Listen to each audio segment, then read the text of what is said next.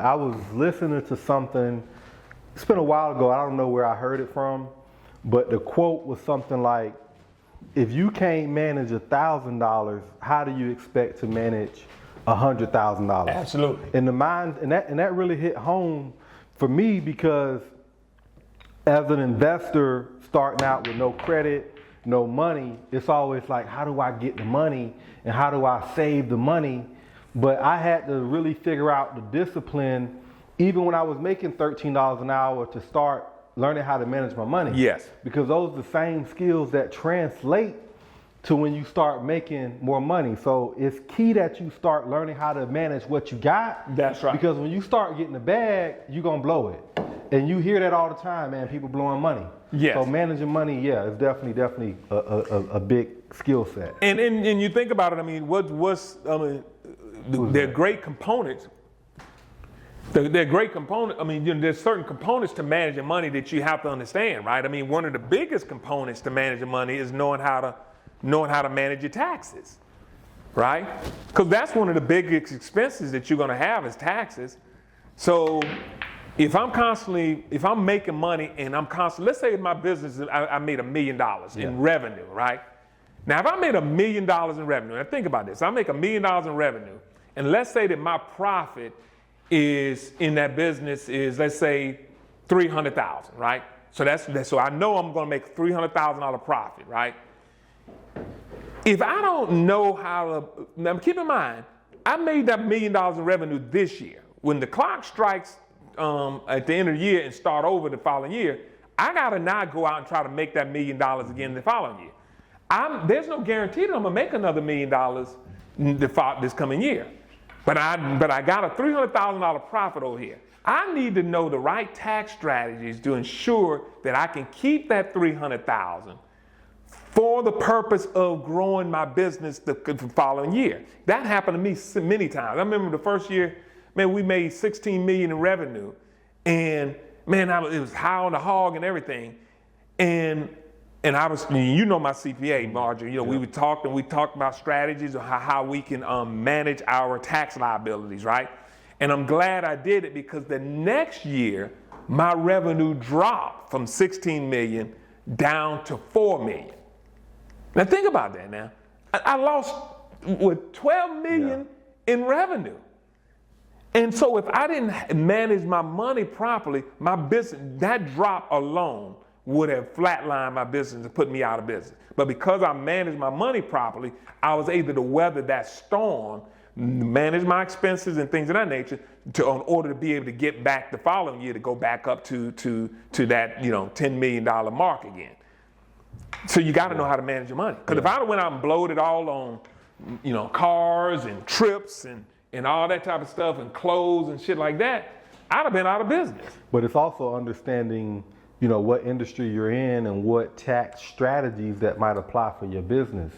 And I might be paraphrasing this. I'm not an accountant. This is not financial advice.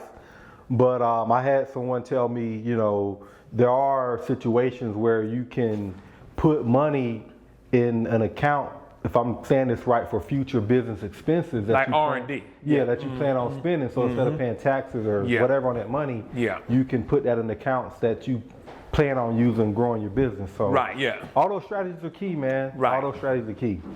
With me being in real estate, you're in real estate, I know you are into private lending, you've been into lending business. We have a lot of viewers out there who are in real estate. We have a big real estate crowd. I want to really dig into like building wealth and some alternatives that people may have not thought about when it comes to investing in real estate. Because a lot of people think like, oh, you got to have all the money to buy a property cash, or you got to have a big down payment. But there are other ways that you could participate in real estate. And one of those ways that you're helping people do that is through private lending. Let's talk about the private lending a little bit, man, and dig into that and uncover some of the things that you're doing and how it can help us as a people grow and build our businesses and build our wealth. Well, I mean, I think it's on me or you? It's on you. It's on you, yeah. I don't think most of us, I think private lending is one of those areas of, damn, okay, did you mean to do that? Or that's, that was no, he didn't mean to do that. He mean, that was just happened to fall in. Watch this bank shot here. Right. Oh, shit.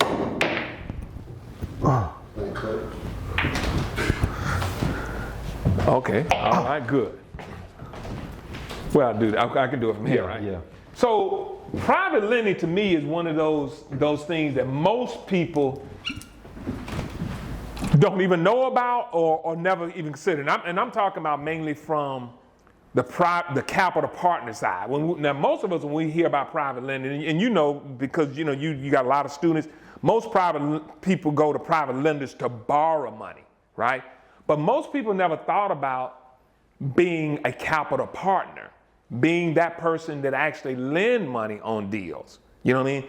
And I started out doing that back in 2002, man. A friend of mine wanted to build some duplexes in the west end of Atlanta. And I actually was a capital partner, helped funded the deal, but I participated in the deal. I mean, I wasn't out there managing the subs and any of that type of stuff. I didn't even know how to build a house. I remember the time when I did it, I went and Googled on what's the process of building a house, because I just wanted to do that to be able to make sure I knew how to manage the money, right?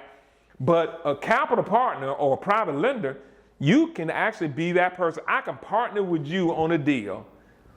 Basically, put the capital into the deal or a portion of the capital. Or in most cases, as a private lender, I'm putting in the larger portion of the deal. Okay. But it's your deal, right? You found the deal, you managing the deal, you working the deal. But as a private lender, if you, let's say, for example, you brought the land, you paid $70,000 for the land, but you need $300,000 in construction, I'm going to actually fund the $300,000 in construction.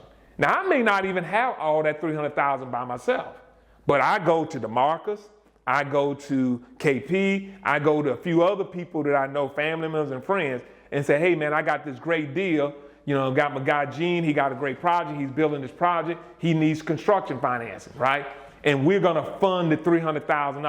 Now, I'm not gonna give you the $300,000 all at once. I'm gonna give it to you in a drawdown schedule, right? So you go do the work, you put in a draw, and I give you the $300,000 portion, piecemeal it to you that way, which protects my leverage, right? That protects us, our leverage. But now I'm in the deal, into that deal with you. I mean, I'm getting a good interest rate, more than I'm getting at the bank. I'm probably, bank giving me less than 1%. So in this case, I'm getting 8 to 12% return on my money, which is secured by that real estate project.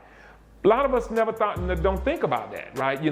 And that's really what private lenders do. And a lot of these private lenders, even the big boys, they just not sitting around with hundreds of thousands of dollars. They're raising the money, and then they turn around and find builders and lend it out to them.